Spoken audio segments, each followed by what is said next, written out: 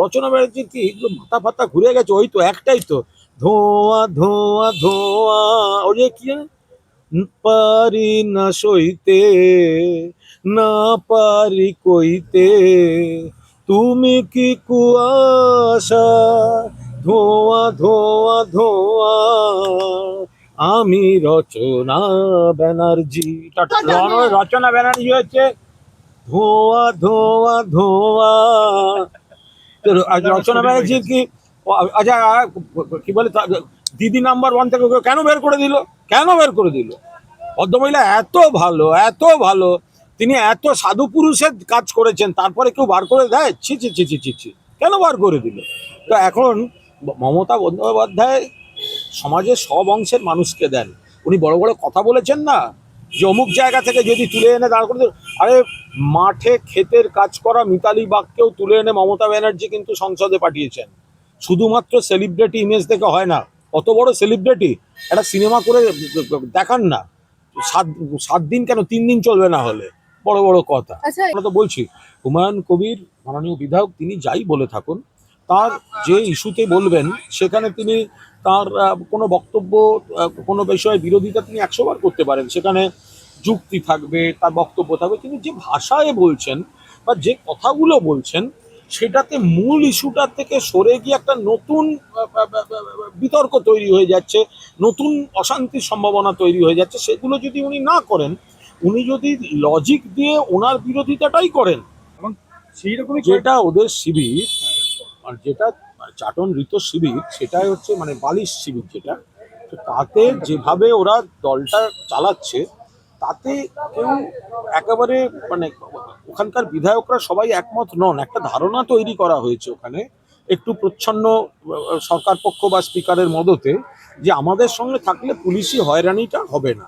তো সেই জন্য বলছে এখন বাঁচতে চাই বিজেপি তাই, যার অবৈধ সম্পত্তি আছে বাঁচতে চাই বিজেপি তাই, যে খুন খারাপি আসামি বাঁচতে চাই বিজেপি তাই, যার অবৈধ নির্মাণ আছে বাঁচতে চাই বিজেপি তাই, যিনি হয়তো নিজে কোনো দোষ করেননি কিন্তু একটা ভিত্তিহীন মামলার ভয় পাচ্ছেন বাঁচতে চাই বিজেপি তাই, যিনি হয়তো নিজেকে নিয়েও ভয় পাচ্ছেন না, তার কোনো সহকর্মীদের উপর যাতে দমন পীড়ন না হয়, বাঁচতে চাই বিজেপি তাই। মানে তারা আপনারা আজকে গুন্ডা দমন আইন তাতে অ্যাবস্টেন করলেন, এটা কি মানে নির্দিষ্ট কোনো স্ট্র্যাটেজি? না না, আমরা আইনটা অপোজ করেছি, ওর পার্টিকুলার একটা অংশে, ওটা তো ভাগে ভাগে ছিল, হ্যাঁ। ওটা একটা আমরা পুরোদস্তুর, আমাদের বক্তব্য হচ্ছে গুন্ডা দমন সবাই চায়, কিন্তু যে আইনটা আজকে আনা হয়েছে এটা অত্যন্ত বিপজ্জনক। ওটাকে আমরা বলেছি রাওলাট আইন, যেটা ব্রিটিশ এনেছিল, তারই 2026 সংস্করণ।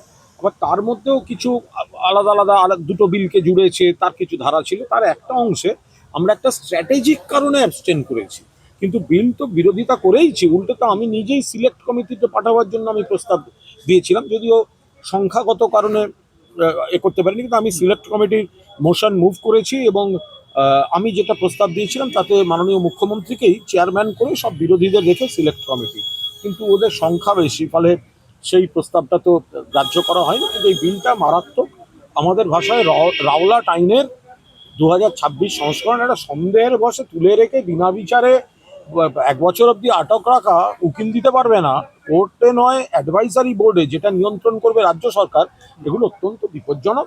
যদিও মুখ্যমন্ত্রী বলেছেন অপব্যবহার হবে না, কিন্তু রাষ্ট্র তো সবসময় সেটা বলে, কিন্তু সাধারণ লোকের ওপর তো সেই অপব্যবহার হয়ে যায়।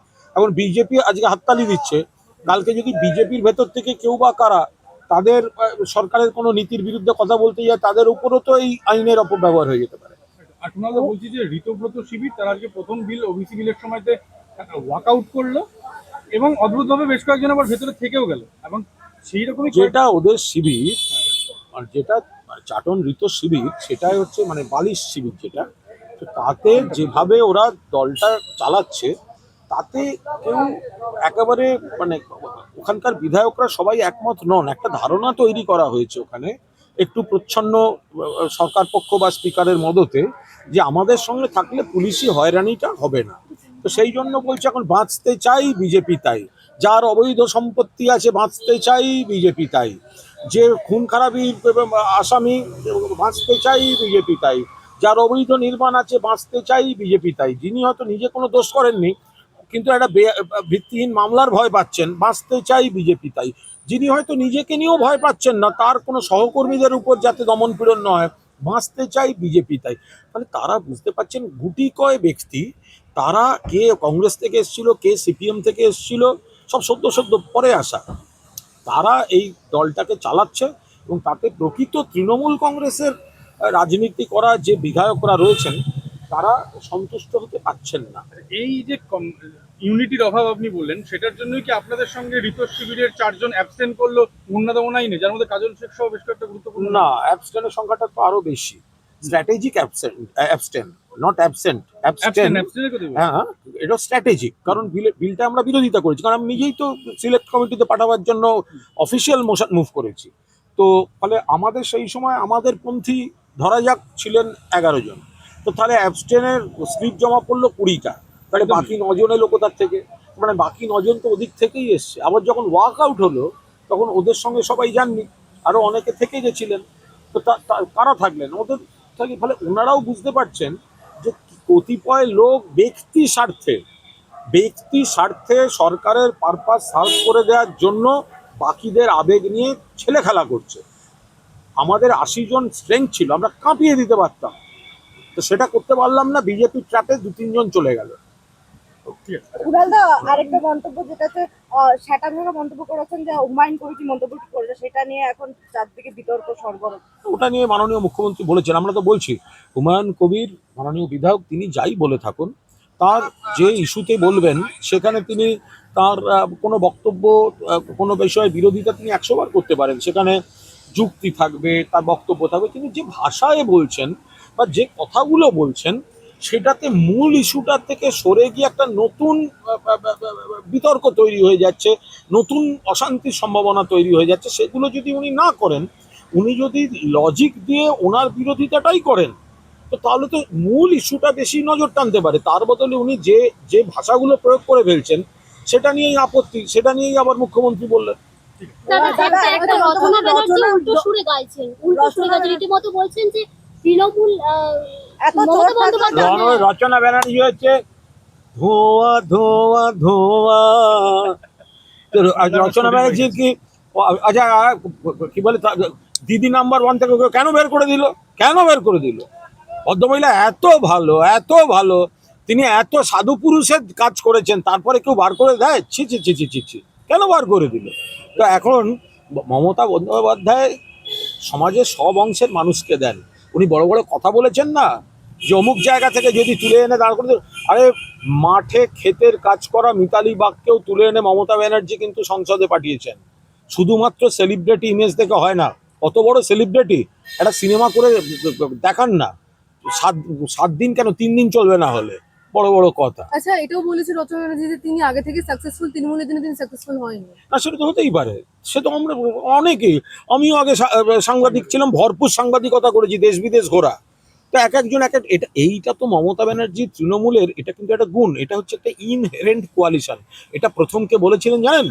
প্রথম বলেছিলেন প্রণব মুখোপাধ্যায়, যে তৃণমূল হচ্ছে একটা ইনহেরেন্ট কোয়ালিশন। ওখানে ফুল টাইম পলিটিশিয়ান আছে, ওখানে তৃণমূল করছে এমন নতুন ছেলে আছে, পুরনো কংগ্রেস থেকে এসছে আছে, বামপন্থী আছে, খেলোয়াড় আছে, চিকিৎসক আছে, আইনজীবী আছে, সিনেমা আর্টিস্ট আছে, ডাক্তার আছে। ফলে সমাজের সব অংশ থেকে, আপনারা যদি 1997 থেকে মমতা বন্দ্যোপাধ্যায় প্রার্থী তালিকা দেখেন, দেখবেন এই ইনহেরেন্ট কোয়ালিশনটা কাকে বলে। ফলে কেউ এসছেন, মমতা বন্দ্যোপাধ্যায় বিশ্বাস করেছেন সমাজের সব অংশের মানুষরা যাতে এই প্রতিনিধিত্বটা করতে পারেন, তাতে সমাজ আরো সমৃদ্ধ হবে। এবং সেটার যদি সুবিধা নিয়ে কেউ বড় বড় কথা বলে, তাহলে তো বলতে হয় যে মিতালি বাগ, যিনি এত ভালো মেয়েটি, একটু বিপথে একটু চাপ দিয়ে ওকে অন্য জায়গায় নিয়ে গেছে, সেটা নিয়ে আমি যাচ্ছি না, বাট খেতে কাজ করতেন, তাকে মমতা বন্দ্যোপাধ্যায় এরকম অনেক তৃণমূল কর্মী আছেন, বিভিন্ন জায়গায় জনপ্রতিনিধি করেছেন।